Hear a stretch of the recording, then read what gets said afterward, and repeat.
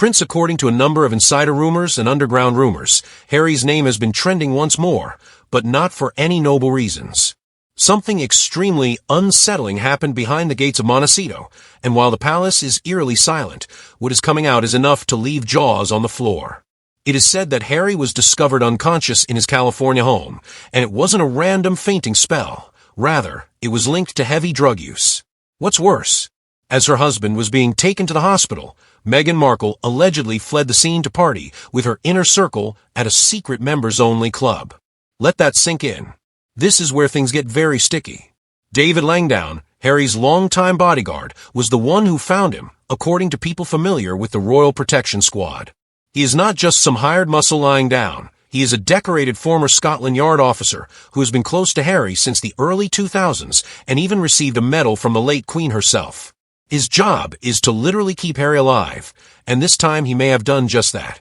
Although Harry's involvement in drug allegations isn't particularly shocking, his past with drugs has been discussed for years. This seems different. There's a fair amount of drugs, marijuana, magic mushrooms, cocaine. I mean, that's going to surprise people. But important to acknowledge. That shouldn't affect him too much, but it just shows he's a very stupid man. Because there's so many instances. I mean, one of the things that he's been complaining about... magic mushrooms in California. You idiot. Is being claimed that he was in recovery for hours before stabilizing, and that the people who should have been by his side were nowhere to be found.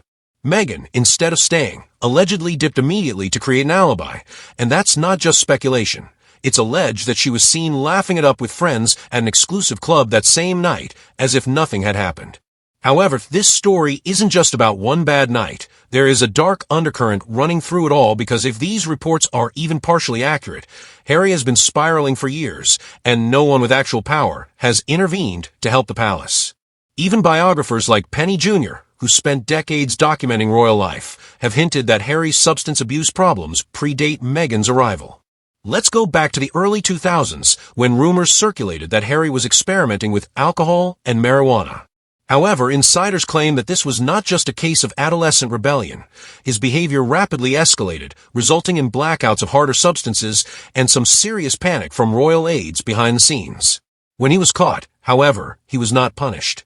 Prince Charles reportedly built a damn nightclub inside Highgrove to keep the chaos controlled. A literal private nightclub like that was ever going to solve anything even crazier. There are now resurfacing stories that go back to the year 2007, showing Harry doing things most people wouldn't believe: snorting vodka, not drinking it, snorting it. Who even thinks of that? And no, it's not some college play. Medical experts have said that method sends alcohol straight to the brain, bypassing the liver, and can cause death almost instantly. And yet back then the media barely touched the story. Why? Because News of the World, one of the few outlets to go there, was shut down over a completely different scandal. The rest silence. And while all this is going down, Meghan's name keeps popping up, but not in a good way. Sources say she's been fully aware of Harry's issues, and some even go as far as saying she's been enabling it. Allegedly, she uses drugs as a way to keep control, keeping Harry in a daze, dependent state. While that she handles the narrative, it's a chilling claim, but it's not coming out of nowhere. The fact that Meghan had a history before she was even became Duchess of Sussex is what really ignites this entire scenario. Meghan had already established a solid reputation in certain Hollywood circles, and not because of her acting abilities. Those who were there at her first wedding in Jamaica continue to discuss the party favors. No, we're not referring about thank you notes and candles. According to reports, Meghan herself prepared gift bags with rolled joints inside, and some guests were unaware of what they were carrying until they returned to the United States. This detail alone could have put them in serious legal trouble, and shows that Doria is not exactly new to the drug scene. The story being whispered behind closed doors is that the Morley women have always known where to get what they need, and how to keep people in line. But when you consider what people are saying about Meghan's hold over Harry, the theory becomes darker. Insiders claim that Doria has her own history with California's underworld and allegedly still has deep ties to some not-so-clean circles. It's not just that she tolerates Harry's addictions, it's that she allegedly uses them as a leash to keep him quiet and compliant.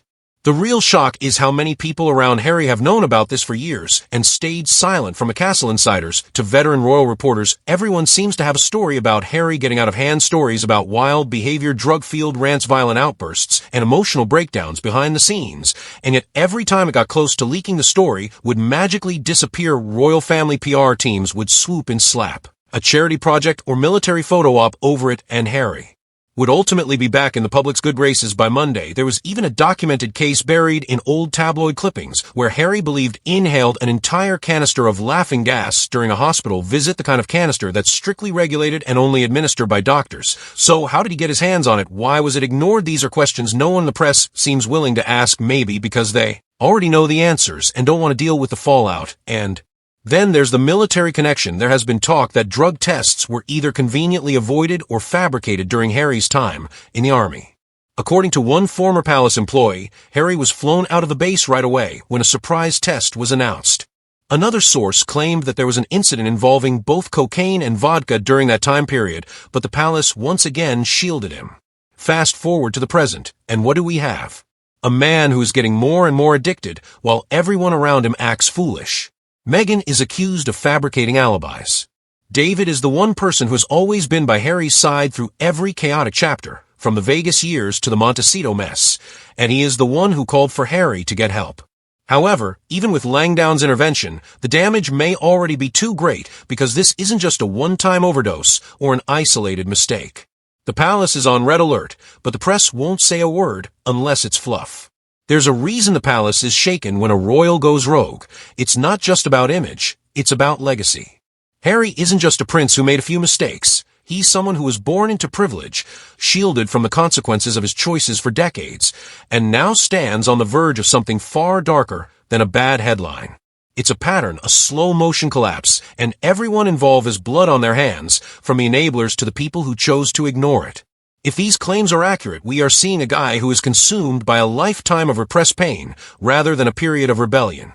Insiders claim that unbridled freedom and poisonous manipulation have escalated to the point that even the palace is unable to ignore it. Charles was personally informed as soon as Harry was admitted. There was no press release or official statement, but behind the scenes, phones were ringing all night in London. The royal machine rushed to contain the story rather than fix Harry, because if this goes wrong, it could destroy the carefully crafted narrative they've spent years curating. If the rumors are true, Mick will be held accountable by the palace because her absence speaks volumes and presents a picture of someone who is not only cold-blooded, but also calculating. Alibi, she didn't run away in panic. She ran to be seen elsewhere she knew what it would look like.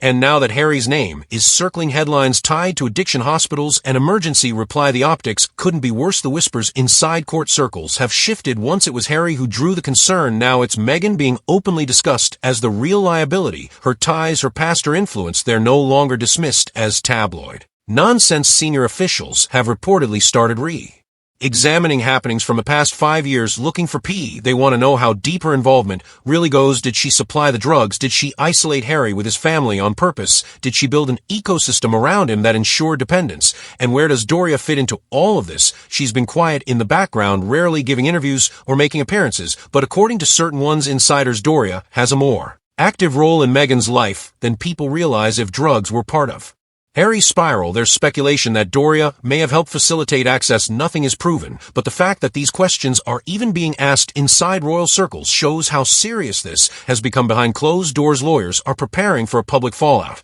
not a divorce, if Harry doesn't fully recover or if he speaks out about what happened. If it turns out that Meghan had even a small role in Harry's demise, this whole situation could blow up, and through all the chaos, one truth breaks through the noise. Harry is not well. Whether it began with childhood trauma, teenage rebellion, or adult heartbreak, he is a man drowning in pain. His story has been turned into a media circus, a Netflix special, or a best-selling book, but behind the cameras, the fame, and the fairy tales, there's a broken man who never really got the help he needed. Perhaps the most tragic part of all is that Harry was never just a rebel or a royal. He was a wounded soul born into a family that valued appearance over healing, and that decision is now coming back to haunt them.